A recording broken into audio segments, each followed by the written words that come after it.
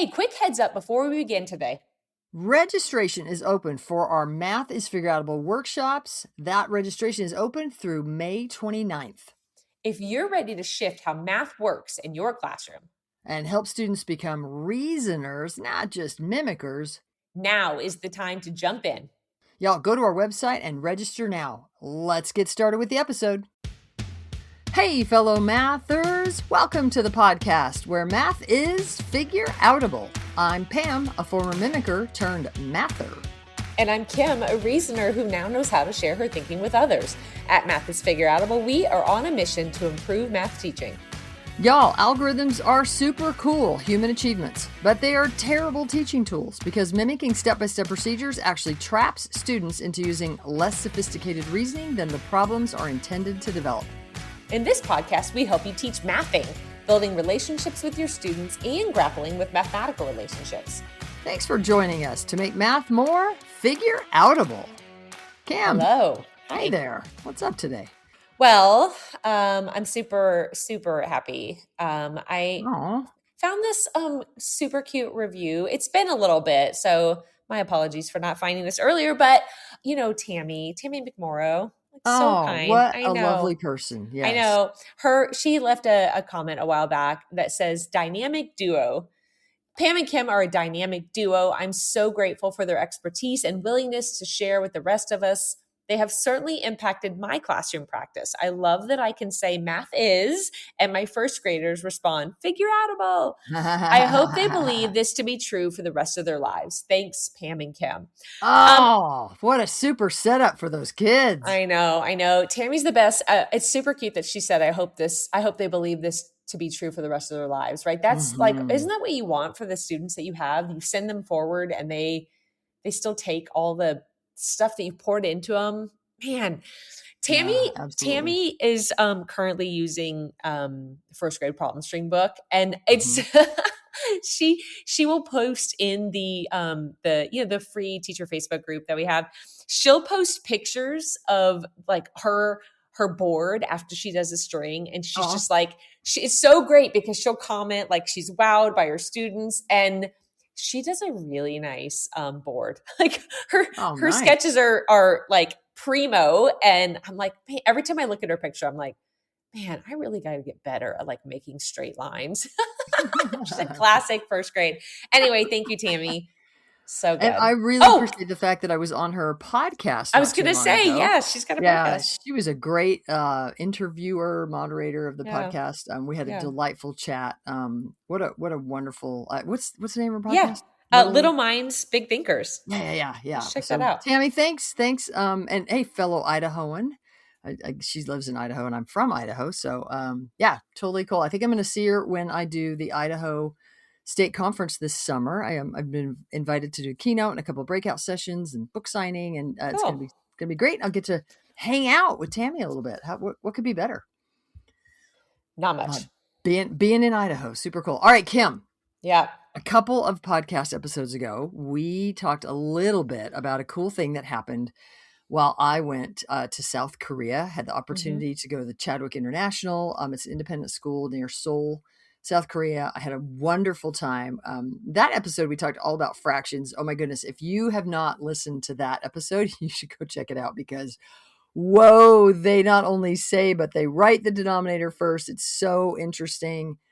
Super cool link from social knowledge to knowledge. That was the word I was looking for a minute ago. Social knowledge to logical mathematical knowledge. And just really interesting. Kim, can I tell you about, in fact, funny, when I was on my way home, that's a 16-hour plane ride. 15 hours on the way home. Of course, then I have to like land and then come, then I have a 4-hour plane ride from there. But anyway, you don't care. On the plane ride home, I sent you a message and I was like, Kim, and I bulleted these things. I was like, we have got to talk about. And so I am so excited to just like share some things with you today about things that happened that really got me thinking about just math and the math content for teaching. And I'm just kind of on fire about a few things. So are you ready? Yep. Okay. So I did several things while I was there. I did like a 1-hour PD session for anybody who hadn't ever heard me before, new teachers and some things. I did a 1-hour PD session. So I was there last year. So I did a 1-hour PD session for everybody, the teachers who had heard me last year, and also then the new people that had heard the new version. So I did a little bit of that. We also did some classroom observations. And then I did 9 lab lessons where we met before and we talked about what was going to happen, made sure everybody was ready. And then we did the lab lessons pre-K through grade 8. Bam. It's such a good time. And then we had sort of a debrief afterwards where teachers got a chance to ask questions and, like, why did I do what I did? And what would we do next? And yeah, it was super.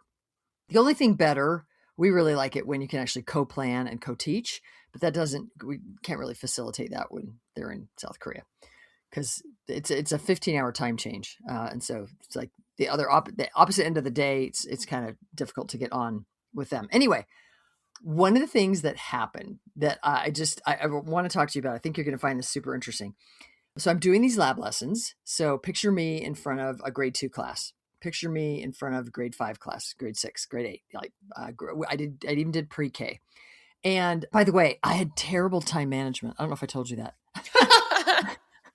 You're not surprised. Kim was so not surprised. That was a Kim, or Pam, are you surprised? Kim was like, Pam, of course you did. But here's the deal. I knew going into the the kinder through grade 5, I knew that I was going to have 45 minutes to teach. Yep. And I had actually planned it out knowing I had 45 minutes to teach. But it took me 3 lab lessons of not getting everything done by like a lot to be self-introspective and say, what is happening? Why am I not getting done what I planned? And Kim, I had subconsciously believed I had 60 minutes. Like I knew I had 45 minutes. I had planned for 45 minutes, but my body, like my psyche was just in 60 minutes. So I was always 15 minutes short. Like, oh no. All of a sudden, it would be time to. Did you just like stop? You're like, oh, oops. Well, because like Therese, who's wonderful, would be like, Pam, you need to be done. And I would like, what? No, I got 15 minutes more. Like I'm in the middle of a sentence. It was so lame.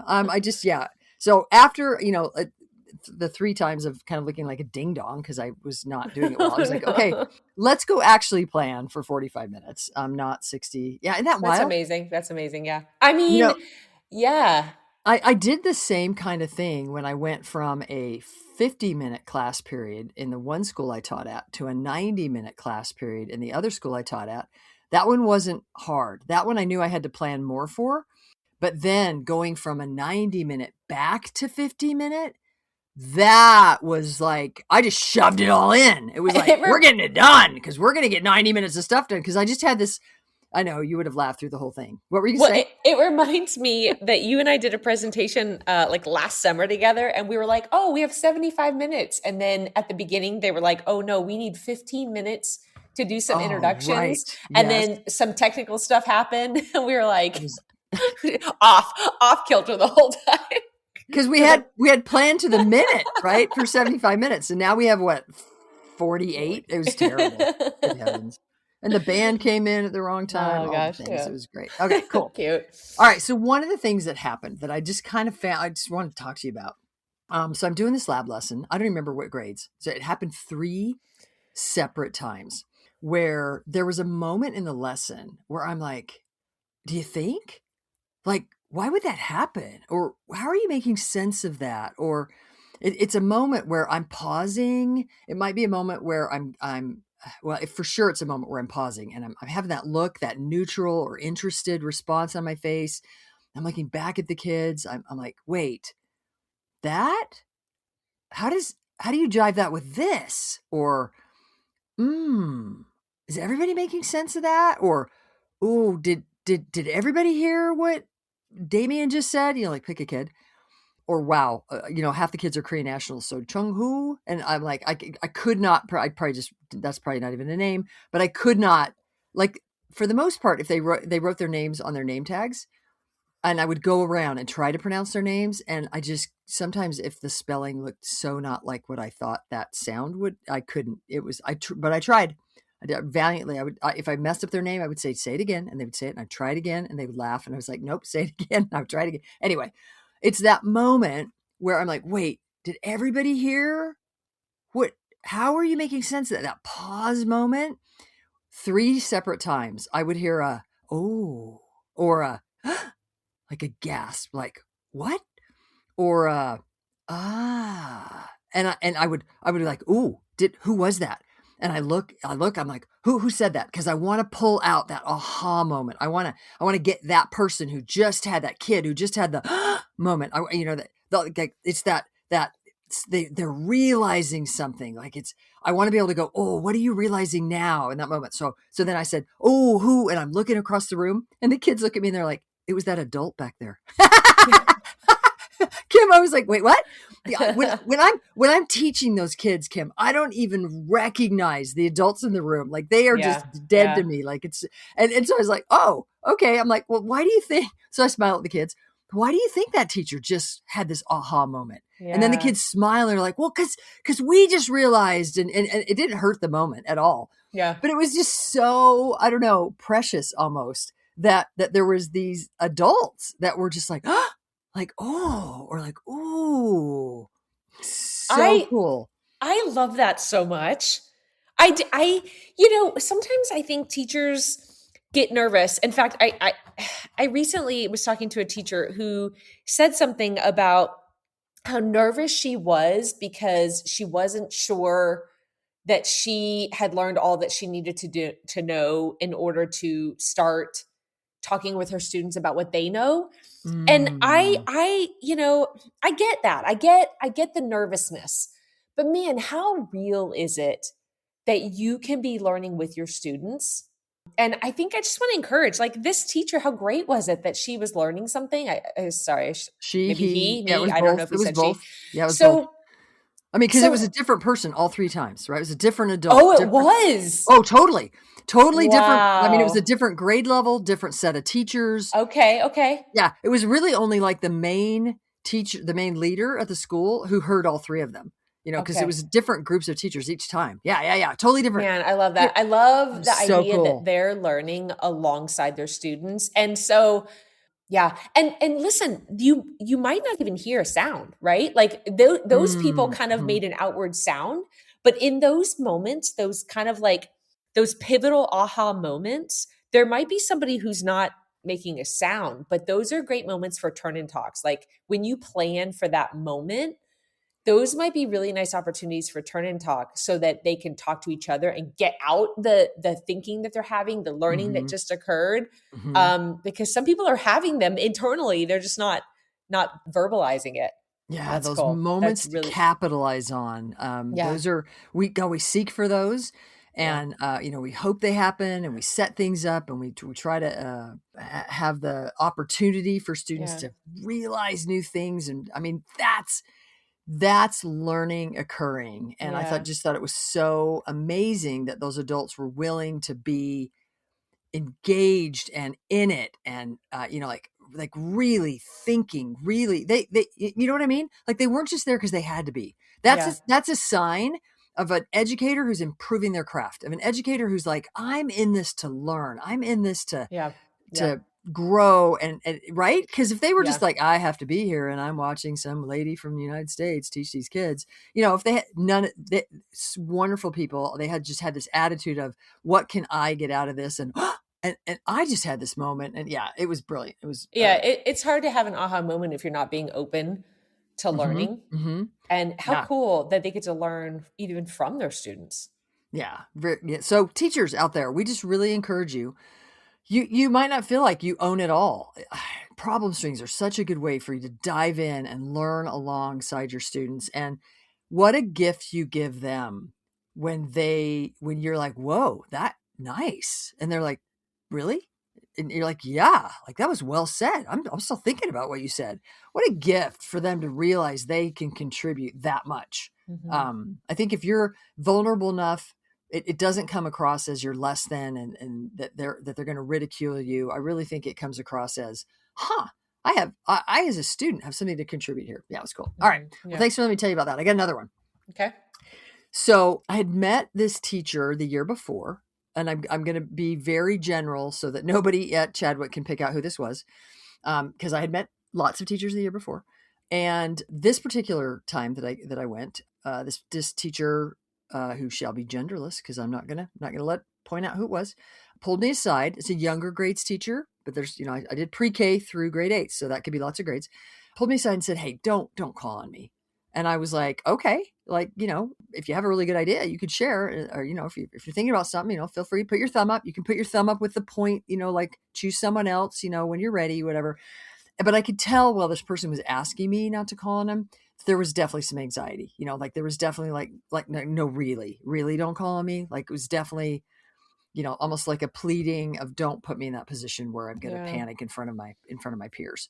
And I was like, no problem, like we're good. Here's the fascinating part. Throughout that day and the next day and the next day, this person was able to come to several, not all, of course, had their own class to teach, but was able to come to several of the lab lessons and things, and several of the debriefs and stuff. And throughout those 3 days, every time that person was in the room, I was able to catch that person thinking deeply and having relevant, mathy, helpful things to say every bloomin' time. Yeah. I'm still thinking about all the ramifications of that. I feel like you have something to say.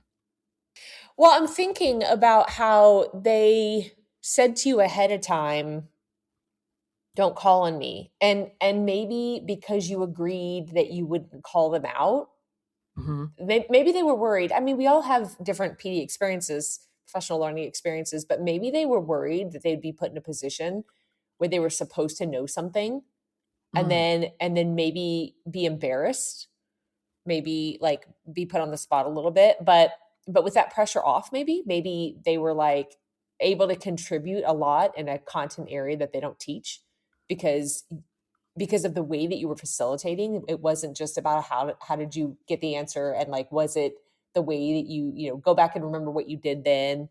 Maybe they were able to approach the work with thinking and using things they knew. And what's cool is that because they didn't feel the pressure and because of the way that you facilitated and what you were asking, The kinds of mathing we were doing. yeah, I mean, like it's cool that I hope that at the end they were able to like learn a lot, but also realize that maybe, they can take some pressure off themselves to not Oh, I hope so. worry Yeah, about doing it a particular way.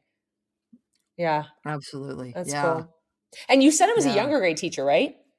Yeah. Younger Yeah, grade teacher. It was. I think you're right. Was clearly like, look, I don't remember that older grade stuff. yeah. Don't call me in front of people. Don't like.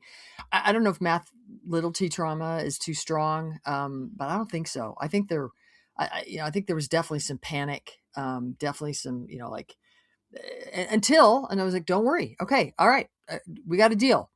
And then I could go up and sort of listen in on partner conversations, or several times that person then chose to just contribute without me. I didn't call because I promised I wouldn't, but that person felt, yeah, like, oh well, here it's okay, that in fact in one of the debrief sessions this person offered something that the middle school teachers went, huh. Hmm. Kim, I was Right. just, it's that moment I kind of wanted to go, ha, Yeah. of course I didn't, but I really wanted to and so I did kind of, the conversation went on and I kind of looked back and I kind of like not winked, but kind of gave that look. And that person kind of sat up a little taller, kind of looked like I did that. Hmm. Like that was, I was so cool. Yeah. I have poked you in the past a little bit about the Which is good. I like it when you poke me. sometimes. Kinda, Um, kinda. because here's the deal. A lot of times we give younger grade teachers experience with math outside the content they teach because they're adults. So we sometimes put them in a position to do something that maybe that like middle school work or maybe even high school work, or like if they're a really young grade teacher with some multiplication division and they haven't experienced it in a while. And so it could almost sometimes sound like you're saying, younger grade teachers, and look at them, they can even do upper math. But I think the same is true Which the could come opposite. across negative, right? It Right. could come across negative, yeah, But and I I don't mean think it that way. but I think the opposite would be true. If we had a middle school or high school teacher who could deeply think about the really complicated stuff that happens in first grade, we'd be equally impressed. Not because the Mm-hmm. math is necessarily quote unquote harder, it's just work that they don't do on a regular basis. Like I would be shocked if a high school teacher really could analyze counting strategies and what would come next on a landscape of learning for a kindergartner, because that's not the work they do on a regular basis. It's just that we often ask younger grade teachers to do more older math, older grades math than the vice versa. Like, I think we should do some the other way. I think we should give some older grade teachers the experience that our K2 teachers handle. There's a lot. Yeah, and maybe I'll also add that just because you did the content when you were a student, that's math content. Yeah. That's not math content for teaching. Sure. So just like we don't expect younger grade teachers to have the math content for teaching for older subjects, we also don't expect older grade teachers to have the math content for teaching for you. Like you got to learn that stuff. Like you got to experience it and have, it's a body of knowledge that we are trying to help share with everybody. There is math content knowledge for teaching, and it is important. And it is important. Let's say that. Yeah. I think the bigger point is that when you open up what you're asking about, and when you're real mathing, when we're doing real math, because real math is open. I know there's got to be a better way to say that. When we're actually mathing, when we're not memorizing and mimicking, we're actually mathing. Is that better? Did I say better? When we're mathing, when we're using what we know, it's more open for everybody. Everybody can participate. Yeah. And an example of that I'll just tell really quickly is the lesson I was the most worried about was the grade 8 lesson, because let's see if I can say this shortly.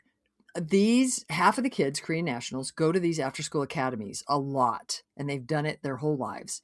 And so they have a lot of experience. And so there's this gap of experience between some of the kids that have just a lot of experience and some kids who are just kind of more typical kids that just have they have grade level appropriate experience. Yeah. And so one of the things they asked me to do specifically, the middle school teacher said, help us figure out how to differentiate for these kids. Now, can we do it in one lesson? Do we have to create 4 separate lessons for these kids? And do we have to separate them out and segment them? And I was like, no, So I was highly aware. I don't know. I felt a lot of pressure to get this right. And so I planned a lesson, and I think we've actually done this on the podcast. If we have, we'll put in the show notes, which episode it was, but it's a problem string where it had everything to do with geometry. And I gave kids this sort of turned square. So you have a dot paper, and the length of the square is kind of a diagonal. And so you can't count that the unit between dots is not the side length. It's this weird diagonal length. And it often throws kids off. They're like, well, how do I do that? And I'm like, well, can you find the area of the square? And a lot of the kids were counting triangles, and they could tell that the triangle was half of a square. And so that's the area is a half, and they could add up the area of the triangles or there were a couple of other ways they could find the area of the encompassing square, the big one that was around, and then they could cut out little triangles. And most of the kids were sort of playing with that to find the area of the square, because if they know the area of the square, then they can find the square root of it to find the side length. Well, bless his heart, this one student in the front who had been very thoughtfully participating throughout the lesson said, I walked up and I said, how are you thinking about that? And he said, well, I know that this is a 45, 45, 90 triangle. This is above where these kids are right now. They haven't done that yet this year. It's a 45, 45, 90 triangle. And so I know that this hypotenuse is the square root of 2. And therefore it is the side length of the square. So square root of 2 times the square root of 2 is 2. So I know the area is 2. So he kind of went the other direction, right? Like why? Because let me finish. So one of the students kept contributing. And then I asked this kid how he was doing it. I didn't share that strategy because none of the other students in the room knew anything about 45, 45, 90 triangles yet. They were just starting the Pythagorean theorem. A couple kids were dabbling with that Pythagorean theorem because they were just starting it. So at the end of the lesson, I had a couple of other kids share. I had this one gal share who was right in the middle, who was just sharing the whole lesson. I said in my head, man, I'm going to have to be careful not to call on her the whole time, because I'm pretty sure she's just so, what's the word? She just gave me this feeling like, ooh, I know that. Ooh, you could call on me. Ooh, I want to share. And I was like, okay, obviously she shares a lot. I want to make sure that I elevate other kids' voices in the room. Kim, when I got done with the lesson, those teachers came up to me and they said, "You did it." And I was like, "What do you mean?" And they said, "That kid," so the kid that found the square root of 2, "we can't keep him thinking. We can't." He was listening to those other kids find the area using the triangles. He was so interested in how they did that. They're like, "You kept him thinking. He's the kid that we cannot, he just knows so much. He's so quick and he's does so much in the academies. We can't believe you kept him thinking." Wow. Then they said the gal, they're like, "She never contributes." I was like, "Wait, the one that I was like, oh no, I better not call on her too much." They're like, "She never has her hand up. She never says anything. We never hear from her." I was like, oh wow. When you open it up to real math, oh gosh, to real thinking, to mathing, the way mathing people math. So like really like, let's use what we know to reason. It was just amazing how we can naturally differentiate for kids. It also signals a good problem. Yeah. It's a good problem when you can come at it from different angles, and then we can share and we all grow and we all get better. Yeah. All right. Thanks for letting me share a little bit about some amazing things that happen in South Korea. I hope that was helpful for anybody to for some takeaways. We'll keep trying to help on the podcast to be able to think more and more of ways that you can naturally differentiate for your kids to get that mathing happening. Yeah. All right, y'all, thanks for tuning in and teaching more and more real math. To find out more about the Math is Figureoutable movement, visit mathisfigureoutable.com. Keep spreading the word that math is figureoutable.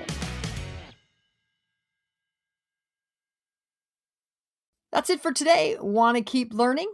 Registration is open for our Math is Figureoutable workshops until May 29th. These are designed to help you make meaningful shifts in your teaching. Head to the website now and get registered. We would love to work with you. And thanks for making math more figureoutable.